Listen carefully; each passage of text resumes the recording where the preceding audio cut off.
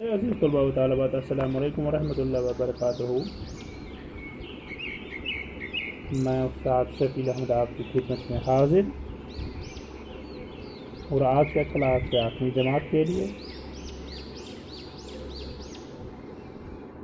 اور ہمارا عنوان ہے، ہمارا موضوع ہے آزمائش شرط ہے، جو آپ کے درس کتاب بہار اسلامی اردو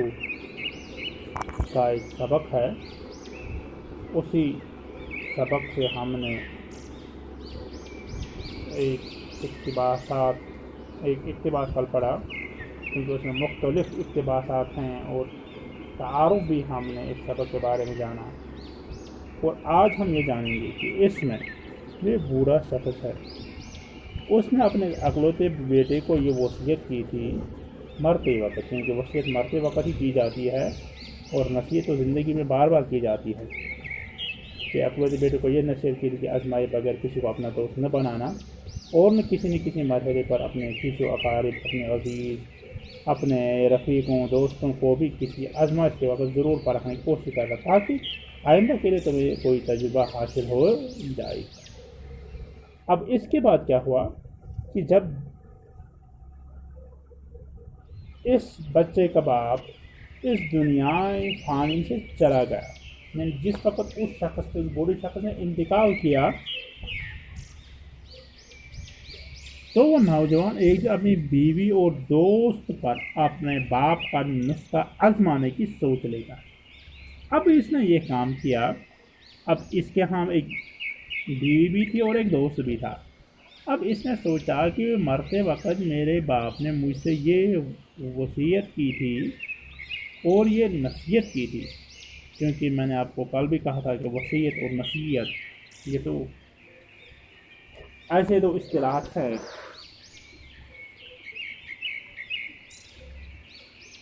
جن کے بارے میں ہم نے مدلل جان حاصل کی ہے، کہ میرے باپ نے مجھے اس دنیا فانی سے جانے سے قبل مجھے ایک نصیحت کی ہے کہ بیٹا کسی کو اپنا دوست نہ بنانا جب تک نہ آپ اس کو آزمائیں۔ اب اس نے یہ سوچا کہ اب یہ میرے ابو، میرے باپ کا نسخہ ہے، میں اس کو آزماؤں گا،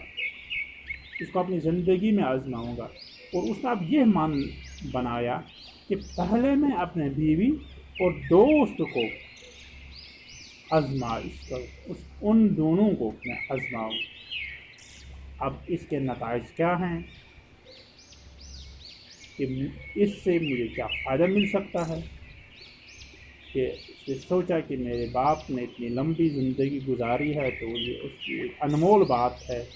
اس بات پر مجھے تو عمل کرنا ضروری ہے۔ اس نے سوچا کہ اب میں کس طرح، کس بہانے سے اپنے شریک حیات اور اپنے دوست کو آزماؤں، اور اس نے یہ طریقہ بھی سوچا اور اپنی طریقہ بھی دماغ میں بنا کے رکھا تھا، کہ اچانک ایک دن وہ ایک تھیلے میں سر پائے لے کر اپنے گھر پہنچا، تو رات کی اندھیری تھی، تو خاصی رات ڈھل چکی تھی، تو اس نے اندھیرے میں گھبرائی ہوئی آواز سے اپنے بیوی سے کہا کہ وہ گھر میں روشنی نہ کریں، اور ایک کدال لے کر چپ چاپ آنگن میں آئے اور ایک گڈھا کھودنے لگے۔ یعنی اب اس نے یہ تدبیر سوچی کہ کس طرح سے میں اپنی بیوی کو پہلے آزماؤں اور اپنے دوست کو آزماؤں۔ تو اس نے جس وقت وہ اپنے کام سے واپس آ رہے ہیں، تو اس نے اپنے ساتھ اپنے ایک تھیلے میں سر پائے، یعنی ایک جانور کی کھوپڑی اور اس کے،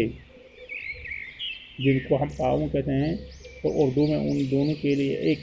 مرکب لفظ استعمال کیا جاتا ہے، سر پا لائی، اور ایک تھیلے میں وہ رکھی تھی۔ تو چونکہ خاصی رات ڈال چکی تھی، تو اس نے اندھیرے میں اپنے بیوی کی دروازے پر ان کو دروازہ کھٹکھٹایا، اور بیوی نیند سے تو بیدار ہوئی، اور اس نے اس سے گھبرائی ہوئی آواز میں اسے کہا، اے میری بیوی، اے میرے شریک حیات، گھر میں تو روشنی نہ تھا، اور ایک کدال لے کر چپ چاپ آنگن میں آ جا۔ اور دونوں ایک گڈھا کھودنے لگے۔ یعنی بیوی سے کوئی بات نہیں کیا، کہ بیوی تو بار بار یہ پوچھتے رہی تھی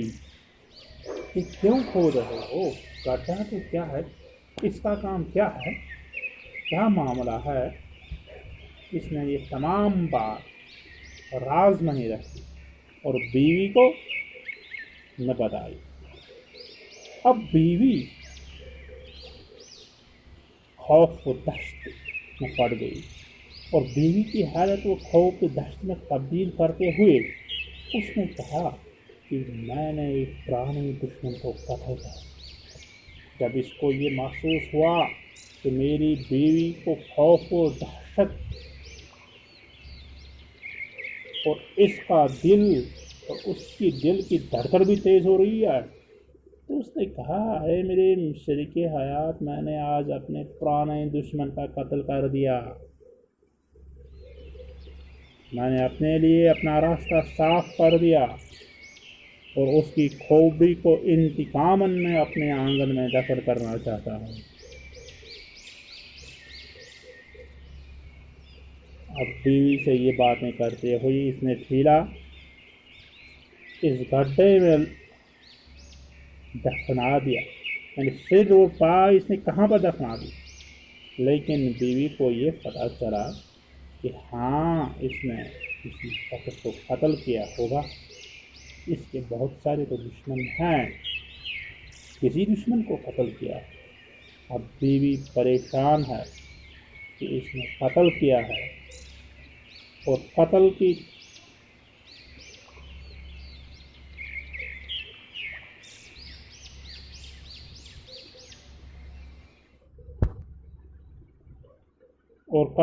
جانچ بھی ہو جائے گی۔